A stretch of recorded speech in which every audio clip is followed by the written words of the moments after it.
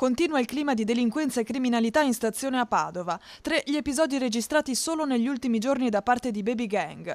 Prima l'aggressione a una barista da parte di alcune minorenni, poi l'attacco a una troupe Rai e infine 2 giovani irregolari bloccati dalla polizia mentre spacciavano davanti alla scuola di estetica.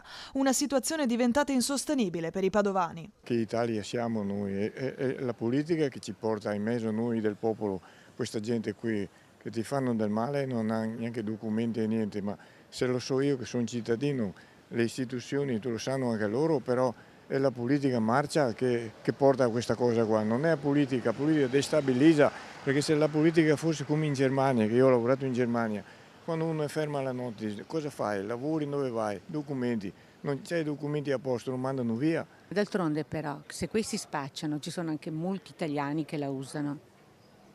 Ecco, per cui questi italiani dovrebbero farsi anche una mea culpa.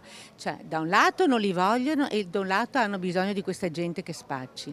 Per molti la zona rossa resta quindi una misura necessaria. Sicuramente sì, sicuramente dà più sicurezza il poter girare la sera, soprattutto per determinate categorie di persone. Magari un ragazzo ne risente meno, però magari una ragazza, una signora, una donna circolare in determinate ore può sentirsi più al sicuro. Per l'amor di Dio non è che faccio, come dire, stigma di nessun genere, ma ritengo che tenere sotto controllo, diciamo, in generale contro la pericolosità sia una questione da tenere sempre presente, visti i tempi.